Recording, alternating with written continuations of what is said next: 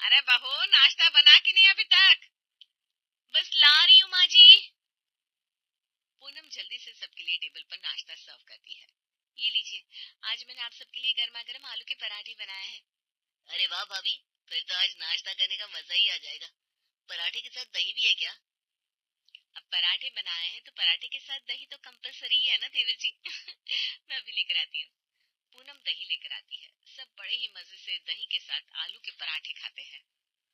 अरे बहू, पराठे खत्म हो गए क्या? मैंने तो बस 4 ही पराठे खाए थे। हाँ, पेट तो मेरा भी नहीं भरा। 4 पराठों पे कहाँ पेट भरता है। अच्छा, मैंने तो सबके लिए 4-4 पराठे ही बनाए थे। कोई बात नहीं, आप लोग थोड़ी देर रुको, मैं अभी और पराठे सेक कर लाती हूँ। पूनम जल्दी से सबके लिए और पराठे सेक कर लाती है और सब कम से कम 6 से 7 पराठे खा जाते हैं। अब आया ना मजा। 3-4 पराठे खाकर तो पेट में कुछ हलचल भी नहीं होती। जब तक 6-7 पराठे ना खा लो तब तक पेट नहीं भरता। इन लोगों का खाना देखकर पूनम भी हैरान थी कि कोई भला सुबह सुबह नाश्ते में इतना खाना कैसे खा सकता है। तभी शाम को, बहुत सुबह भी हमने आलू के पराठे खाए थे और दिन में भी रोटी सब्जी खाई थी। अब रोटी खाने का मन नहीं कर रहा।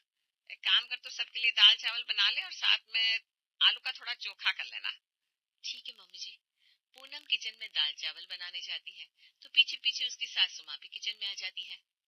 अरे ये क्या बहू, तूने बस इतने से चावल भिगोए हैं? नहीं मम्मी जी, मैंने बड़ी वाली एक कटोरी चावल भिगोए हैं। एक कटोरी चावल में क्या होगा बहू? कम से कम 2 कटोरी चावल तो बना। अब रात को हम रोटी तो खा नहीं रहे तो चावल ही भरपेट खाएंगे ना। लेकिन मम्मी जी, 2 कटोरी चावल कुछ ज्यादा नहीं हो जाएंगे? तू तो ऐसे कह रही है बहू जैसे तेरे आने से पहले हमारे घर में खाना ही नहीं बनता था। अरे मैं हमेशा से 2 कटोरी चावल ही बनाती आई हूँ और हमारे घर में 2 कटोरी चावल आराम से लग जाते हैं। चल बना ले अब।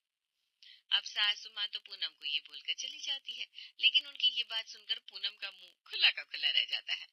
हे भगवान, इतने चावल तो मेरे घर में तब भी नहीं बनते थे जब मेरे घर में कोई मेहमान आते थे। पता नहीं ये लोग एक साथ इतना सारा खाना कैसे खा लेते हैं। पूनम टेबल पर दाल चावल सर्व करती है और देखते ही देखते वो लोग 3-3 प्लेट दाल चावल सफा चट कर जाते हैं। अब तो भी खा लेना बहू। दाल चावल बहुत स्वाद बनाया तूने। खाकर मजा आ गया। जी जी मम्मी जी, थैंक यू।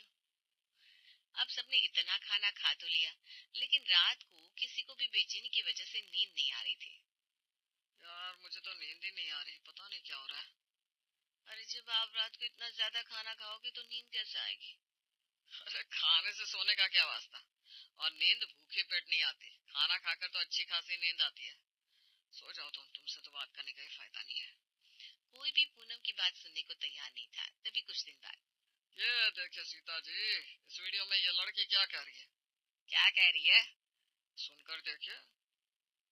आजकल लोगों को खाना डाइजेस्ट ना होने की बड़ी समस्या हो गई है, लेकिन असल में प्रॉब्लम उन चीजों में है जो वो खाते हैं। आमतौर पर हम सबके घरों में रोटी और चावल ही खाया जाता है और वही तो असली परेशानी की जड़ है। अगर स्वस्थ रहना है तो आटा और चावल छोड़ दो और आज से बस हेल्दी खाना खाओ। अच्छा, इसका मतलब सारी दिक्कत इस आटे और चावल में है। तभी कुछ दिनों से इतनी बदहजमी सी रहती है। बहू को बोलती हूँ आज से घर में रोटी और चावल नहीं बनेगा। बहू, ए बहू। आई मम्मी जी। बोली मम्मी जी, क्या हुआ? कुछ खाने को बनाना है क्या? अरे नहीं नहीं, अभी नहीं, अभी तो सीधा दोपहर में ही लंच करेंगे। लेकिन मैंने तुम्हें ये बताने के लिए बुलाया था कि आज से घर में तू रोटी और चावल मत बनाना। अभी मैं और तेरे पापा जी ये वीडियो देख रहे थे, इसमें साफ साफ बताया है कि आजकल आटा और चावल खाने से सेहत खराब हो रही है। उसी की वजह से हमें ये गैस, एसिडिटी और बदहजमी हो रही है और वजन भी बढ़ रहा है। तो आज से घर में सिर्फ हेल्दी खाना बनेगा। लेकिन रोटी और चावल भी तो हेल्दी है ना मम्मी जी?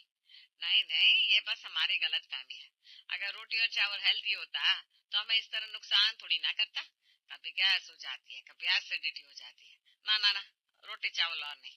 इस वीडियो के नीचे पूरे खाने की लिस्ट दी है कि हम क्या क्या खा सकते हैं। सीता अब अपनी बहू को वो वीडियो शेयर कर देती है। उसमें हेल्दी हेल्दी खाने के ऑप्शन थे। शाम को पूनम सबके लिए बेसन के चीले बनाती है। ये लीजिए, आज मैंने आप सबके लिए हेल्दी बेसन के चीले बनाए हैं, कोई आटा चावल नहीं। वो सब तो ठीक है बेटा, लेकिन सिर्फ 3 चीले? अरे इतने से चीलों में पेट थोड़ी ना भरेगा। हाँ पूनम, आज तो मैंने शाम को चाय के साथ कुछ ज्यादा खाया भी नहीं था, तो कम से कम डिनर तो अच्छा से करवाओ। सबके लिए 3-4 चीले और बना दो। लेकिन आप सब तो कह रहे थे आपको गैस, एसिडिटी, बदहजमी होती है। इतना सारा खाना खाओगे तो फिर से वही दिक्कत होगी। बहू तू भी ना बहुत बोली है। तुझे सुबह ही मैंने वीडियो भेजी थी ना, नुकसान आटा चावल करता है ये खाना नहीं। जा अब जाकर सबके लिए और चीले बना दे। हाँ हे भगवान, अब मैं इन लोगों को बोलूं तो क्या बोलूं? ये तो कोई बात ना ही सुनने को तैयार है और ना ही समझने को। अब फिर से पूनम किचन में जाकर सबके लिए और 3-3, 4-4 चीले बनाती है सुबह के नाश्ते में। भाभी बेसन के चीले तो हमने रात को खा लिए थे, अभी आप कुछ और ट्राई करो ना। आज आप हमारे लिए मसाला ओट्स बना दो, कुछ चटपटा सा खाने का मन कर रहा है। और हाँ, थोड़े से ज्यादा बनाना, मुझे ना भूख ज्यादा लगी है। अच्छा ठीक है देवर जी, यही बना लेती हूँ। पूनम किचन में जाती है और मसाला ओट्स बनाना शुरू करती है। एक कटोरी ओट्स में इन सब का काम तो चलेगा नहीं, कम से कम 2-2.5 कटोरी ओट्स तो बनाने पड़ेंगे। इतने ओट्स बना दूंगी कि खा खा कर पक जाएंगे। अरे मुझे समझ में आ रहा है रोटी चावल नहीं खा रहे हैं, लेकिन ये खाना भी इतना ज्यादा खाएंगे तो नुकसान तो ये भी करेगा, पर इन्हें कौन समझाए। गुस्से में पूनम पूरा पतीला भरकर ओट्स बना देती है, लेकिन उसका गुस्सा तो तब धरा का धरा रह जाता है जब टेबल पर जाते ही थोड़ी देर में पतीले के सारे ओट्स सफाचट हो जाते हैं। हे भगवान, इन लोगों ने तो सारे ही ओट्स खा लिए, बाप रे। आज ये ओट्स खाकर तो मजा आ गया बहू। कौन कहता है हेल्दी खाना टेस्टी नहीं होता और उससे पेट नहीं भरता।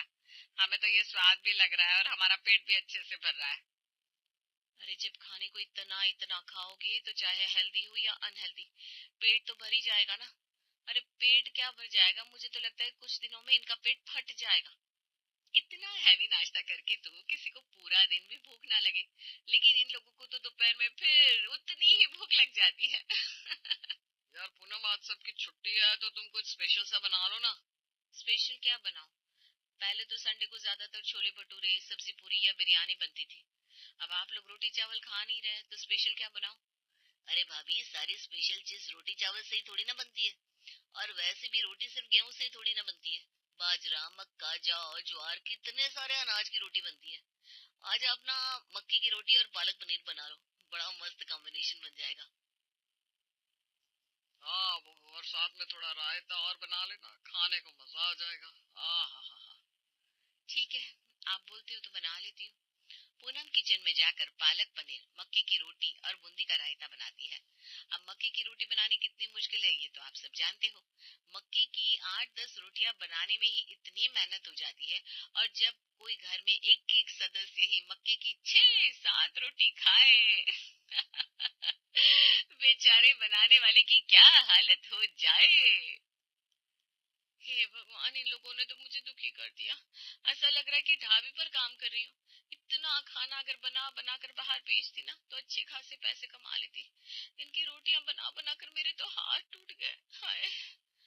पूनम जैसे तैसे गरम गरम मक्के की रोटियां बनाती है और सबको खिलाती जाती है।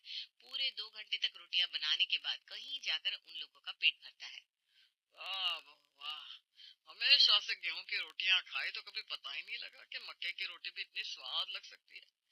कभी कभी सर्दियों में ही खाते थे, लेकिन अब से तो हमने सोच लिया है हफ्ते में कम से कम 3 बार तो घर में मक्के की रोटी बनेगी, और बाकी दिन कभी जौ, कभी ज्वार, कभी बाजरे की।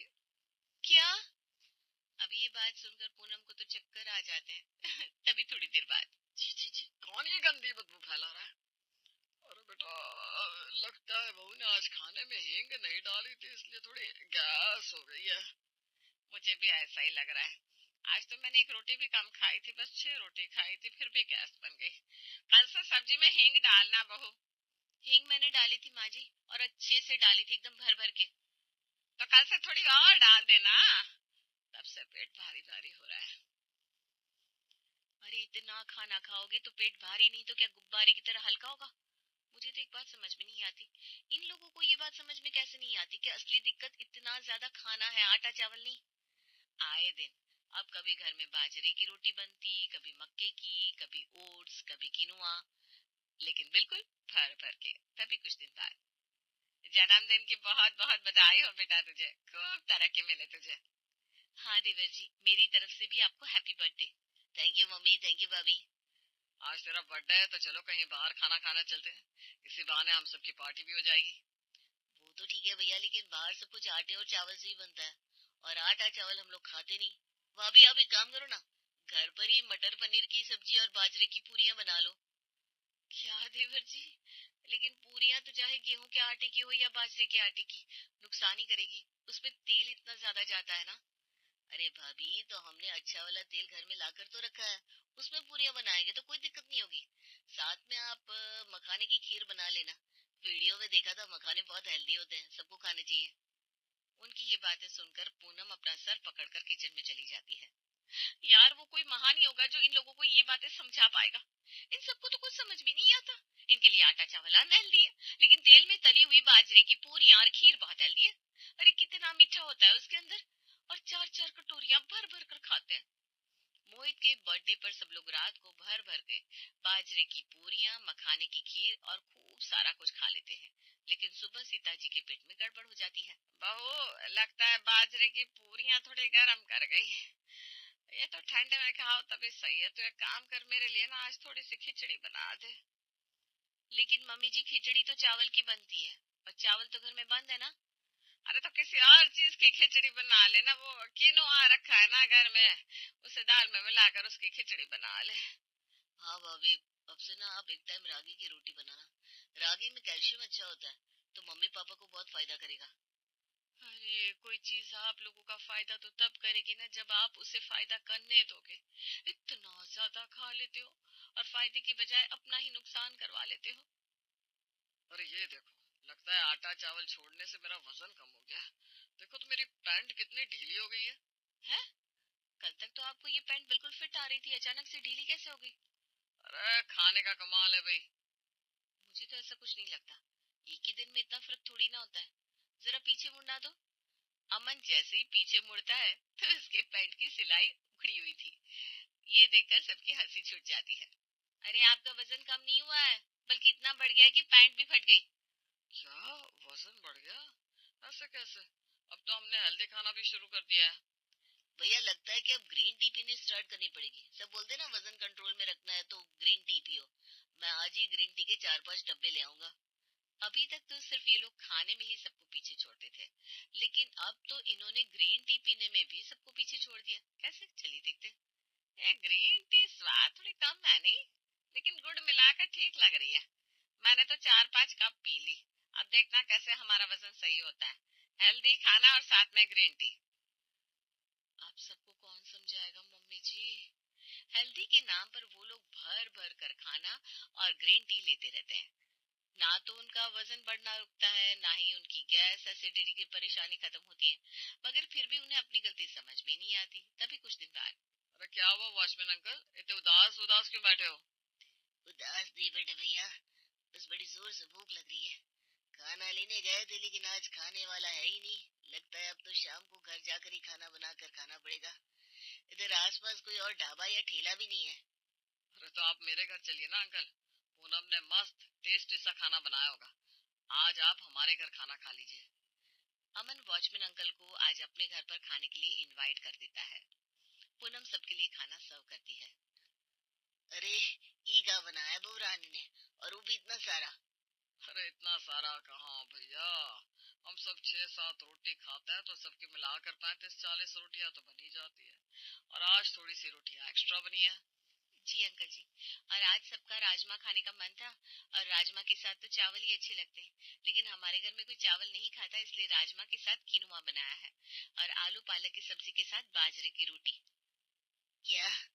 अरे बेटा, लेकिन बाजरे की रोटी तो सर्दी में खाते हैं ना। इतनी गर्मी में खाओगे तो गर्मी बढ़ नहीं जाएगी। और राजमा के साथ तो चावल ही अच्छे लगते हैं। इसके साथ तो मुझे समझ में नहीं आ रहा ये क्या बनाया तुमने। इसका स्वाद ना बहुत ही अजीब सा है। अरे नहीं नहीं, ये सब कुछ बहुत हेल्दी है अंकल। अब हेल्थ के लिए थोड़ा बहुत स्वाद में ऊपर नीचे तो करना ही पड़ता है। गेहूं की रोटी और चावल खाने के लिए हेल्दी नहीं होता है। अरे बाबा, आप मुझे एक बात बताओ, क्या आपको दिखने में मैं अनहेल्दी लगता हूँ? मतलब ना तो मेरा वजन बढ़ा है, ना ही इस उम्र में मुझे बीपी शुगर जैसी कोई परेशानी है। हाँ, तो फिर आप क्या खाते हो अंकल जी? जो आप लोग घर में नहीं खाते हो, बस वही खाता हूँ मैं। क्या मतलब? मतलब जो हम सालों से खाते आए हैं वही सब मैं आज खाता हूँ। गेहूं की रोटी, अपना चावल, उसके साथ दाल सब्जी दही सब कुछ खाता हूँ।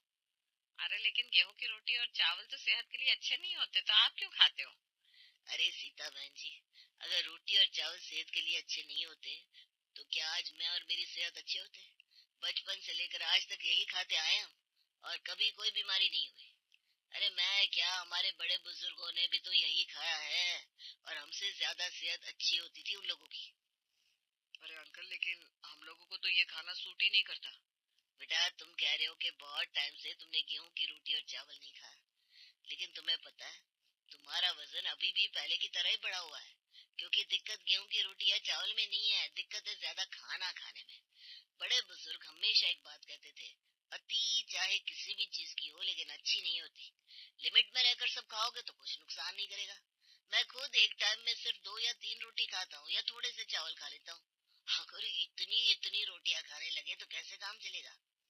अरे अंकल, लेकिन पहले के लोग भी तो इतनी इतनी रोटियां खाते थे, उनका शरीर तो बिल्कुल तंदुरुस्त रहता था।